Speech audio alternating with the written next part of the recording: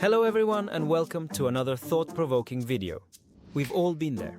You're in the middle of a heated debate about, let's say, whether pineapple belongs on pizza. It's not just a conversation anymore. It's a battle. Your heart races, your palms sweat, and you're armed with statistics and memes ready to prove you're right. Sound familiar? If so, stick around. This video, yes, this video, is exactly what you need. Because today, we're tackling something that affects all of us. The obsessive need to always be right. Let's get real for a second. The need to always be right isn't just exhausting. It's alienating. Maybe it's that family dinner where you had to correct Uncle Joe's story about his fishing trip. Or that group chat where you unleashed a 500-word dissertation on why your favorite football team is objectively better. You most likely will not win the argument, and what's the cost? A lot of the time, it's our relationships, our peace of mind, and, let's be honest, our likability. If you're nodding along right now, don't worry. You're not alone, and you're not doomed. The need to always be right is a habit, and like any habit, it can be broken. In this video, we'll explore why we do it, the impact it has, and, most importantly, how to break free. So hit that subscribe button if you haven't already, and let's get into it. First, let's dissect the why. Why do we feel this insatiable need to win every argument or debate? Well, psychologists have an answer. Because, well, they always do. It's all about our ego. Side note, watch my other video. Ego is the devil. When we're right, we feel validated. It's like a little high five to our self-esteem. And in the moment, that feels amazing. But here's the catch. Our ego isn't always our best friend. Sometimes, it's that over-enthusiastic cheerleader who tells you to argue about the heat on a sunny day. So, our need to be right often comes from insecurity. It's our way of proving, to ourselves and others, that we're competent, smart, and worthy. But, spoiler alert, you're already worthy. You don't need to win an argument about pineapple pizza to prove that. I remember a time when I argued with my best friend over, wait for it, which political party is better. Most of us do it, but why? It's like arguing about which spineless blood-sucking thieves are better. It got so bad that we didn't talk for a week. And you know what? When we finally made up, I couldn't even remember why it mattered so much in the first place. It's not like any politician truly means or do what they say. The truth is, most of the things we fight over aren't as important as we make them out to be.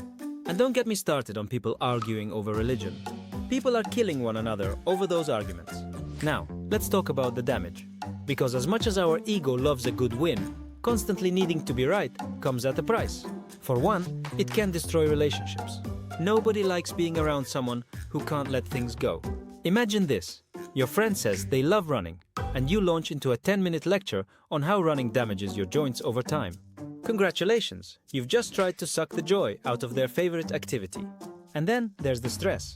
Always having to be right is like signing up for an emotional marathon. You're constantly on edge, ready to defend yourself. That's no way to live, my friend. Think about it in the workplace. Maybe you're in a meeting, and your colleague suggests an idea that you know won't work.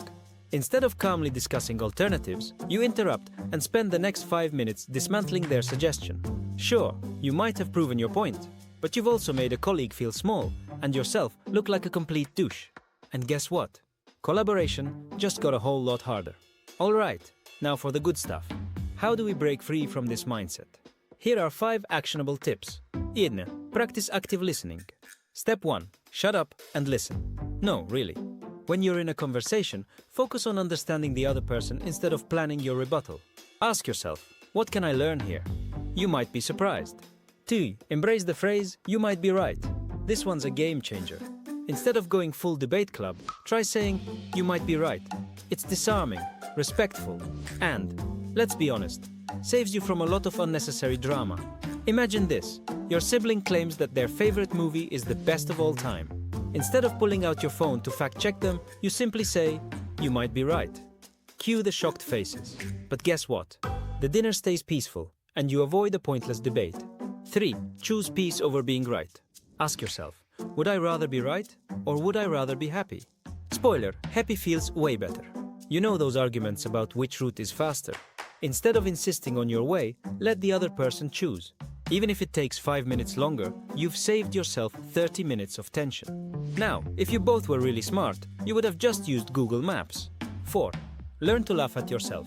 Sometimes, you're wrong, and that's okay. Laugh it off. You're human, not Wikipedia. While watching a football match, I confidently insisted my team would win hands down. Guess what? They lost like pathetic amateurs. Instead of sulking and trying to justify the loss, I submitted and laughed it off. And guess what? Everyone else laughed too. It's okay to not be perfect. Fun. Practice gratitude for different perspectives. Instead of seeing disagreements as battles, view them as opportunities to grow. Thank the other person for sharing their view. Yes, even if it's about pineapple pizza.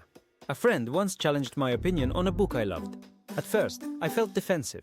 But when I listened, I realized they had insights I'd never considered. It deepened my appreciation for the book and our friendship. Look, overcoming the need to always be right isn't about silencing yourself. It's about finding balance, valuing relationships over winning, and choosing growth over ego. So, the next time you feel the urge to go apeshit, take a deep breath and remember, life isn't a debate you need to win. If you found this video helpful, smash that like button, share it with your favorite debater, and hit subscribe for more content that helps you be less of an arse.